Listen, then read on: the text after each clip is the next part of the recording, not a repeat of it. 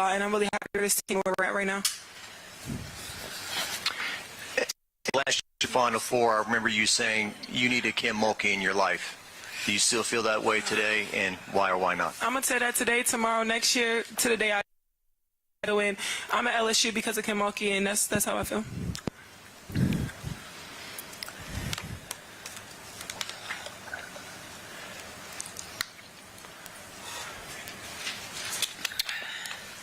Hi, sorry. Angel, how did it feel to be back on the floor? It felt great. I mean, it was a long 2 weeks, or a week and a half, 2 weeks, to be away from the team.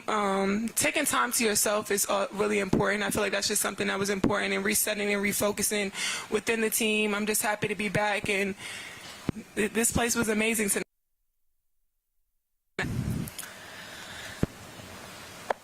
One more. You said you've had a lot of time to yourself. What have you learned about yourself in the time you were away? Not what I learned about myself. I want people to realize that I'm not just an athlete. I'm a human too.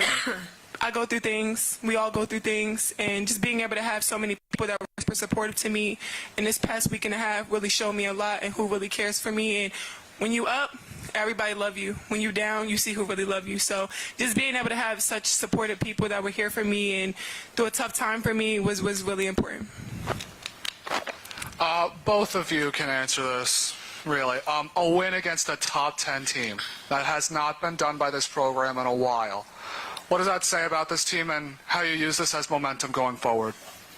What y'all gonna say now? Obviously, I mean, we had our first game and people counted us out, of course, but we made it personal tonight. I think that coming together at a home court, knowing Virginia Tech, obviously, from the Final Four, I think that was beneficial, but it was about us tonight. I told them nobody comes in our house and takes anything from us, and I think that we really worked hard and played together, and you see how many people were in double figures tonight, so obviously we just love playing together and playing team basketball.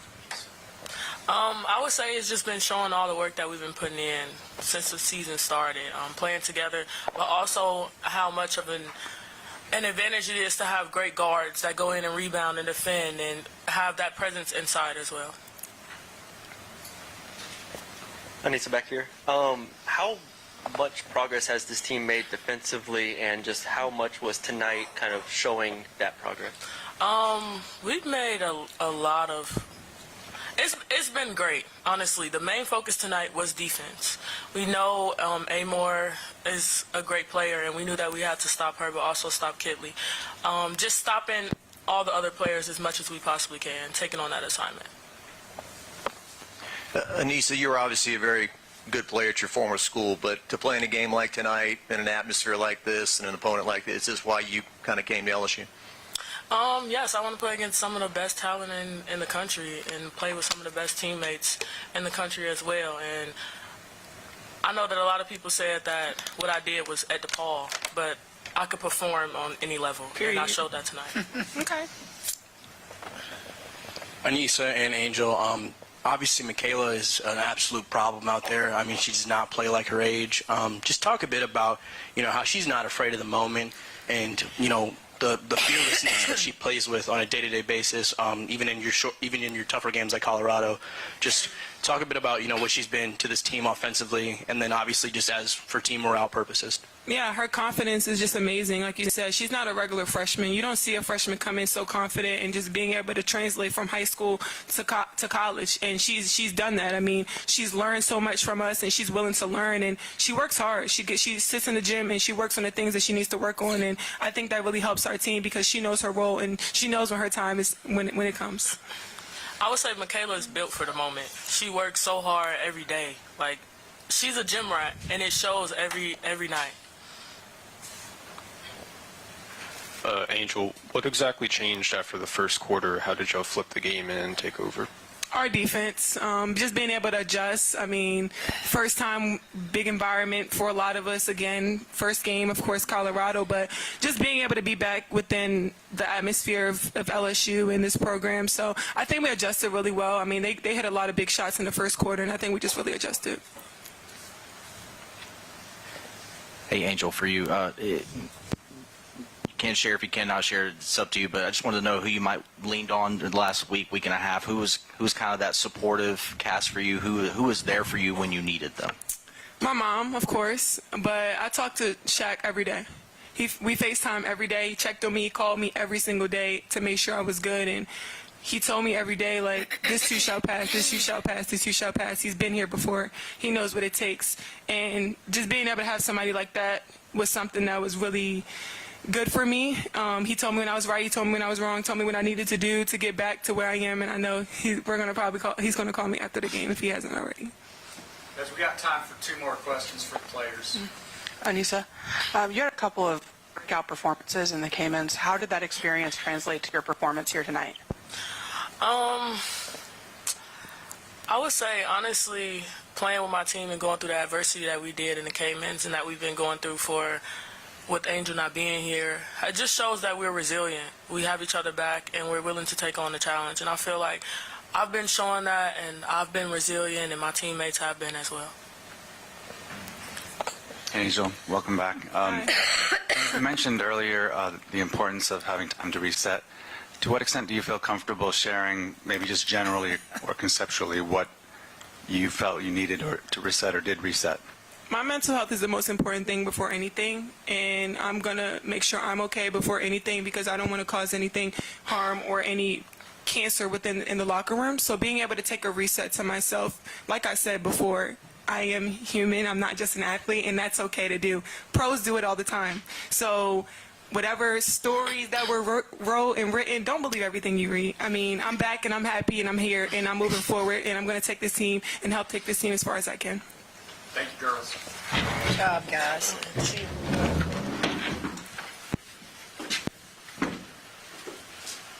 Questions for Coach?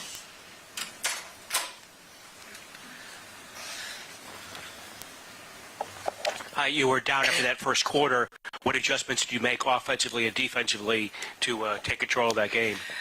Just challenge them a little bit more to be a little bit more physical, a little bit more in passing lanes. Any shot they took, make sure you had a hand in their face, make sure if a screen was set, you knew your assignment. We're not a polished product. But what you saw tonight on the defensive end was physical play. You saw some athleticism. You saw some tough girls. But it's not a polished product. We just, I guess you'd say in the country, we bowed our neck and we got after it. Yeah, Coach, back here. Just coming from, obviously, after the Colorado loss, you said, the toughness, the physicality was important for you. How pleasing was it to see this team have that toughness and physicality? And then also, how can you describe Haley Van Lith on defense tonight? Well, if you don't even compare it to Colorado, just the things we've been through and what you saw out there, you had to go, wow. They hadn't really been on the floor together. Wow. When they're on the floor for a longer period of time and it all becomes a thing of beauty, how special can we be? But you saw happiness out there. You saw kids high-fiving out there. You saw when we got behind, kids lifting other kids up. You saw some roles that now have changed a little bit. I thought Flau'jae and Haley Van Lith were your unsung heroes in this game tonight. You asked Haley to guard more for that long. I don't think she came out of the game. I don't think Amore ever took a breather. And Haley is, just tough. She's fighting that plantar fasciitis in her foot, and she's learned a new position. I don't know that Haley understands her value to our team tonight because she's so used to scoring so many points. But with scouts in the stands, I told her they need to see you play the point guard like you did tonight. Distribute the ball. Control the flow of the game. That's hard to do when you've been the off-ball position most of your career, and you're the one taking the most shots. And doing it really with her foot hurting her. I thought Flau'jae, but I've thought this about Flau'jae for a while now. Flau'jae came in as a freshman and thought when she didn't shoot the ball well or score points, she had a bad night. Flau'jae's not even thinking about that anymore. She gets a good shot, great. If she goes in and gets offensive boards, she gets rebounds. Her all-around game, including defense, it's just, and I told her that. I said, wow, Flau'jae, your all-around game is something right now. Hey, Coach, over here. A couple of weeks ago, you said you needed one player pretty much to step up on defense and just be there consistently. Do you think Anissa Morrow has kind of stepped into that role? She had 3 steals, 2 blocks Well, tonight. Anissa had to guard Kitley a lot tonight. And what did she do? What did she do? She pulled the chair out from under her. She got in there and wouldn't let her, just take her down there. She would get deflections and she would get steals. Anissa, she moved quick.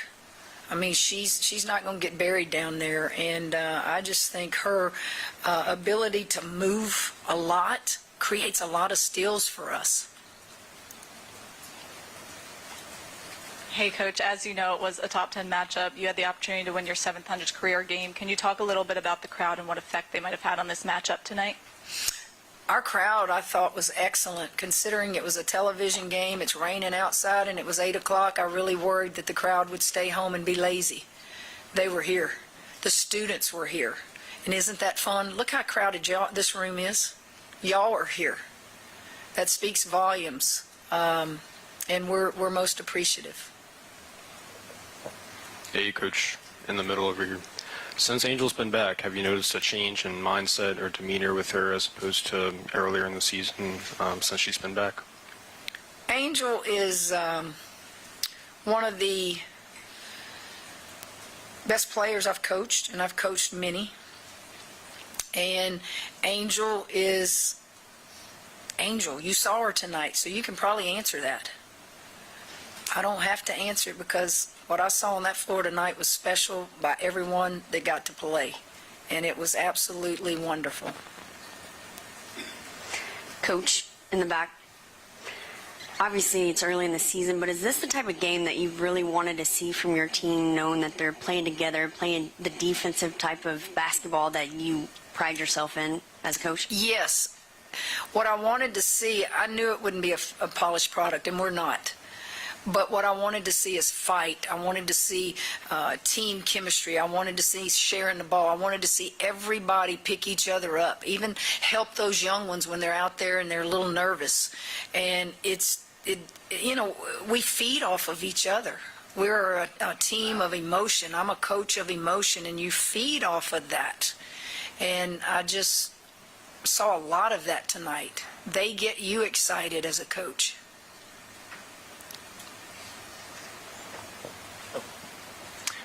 Coach, how do Anissa and Reese play off each other? Well, Jock, you saw it, and they just getting started. They really don't know yet. We didn't run a lot of sets tonight. You just don't run a lot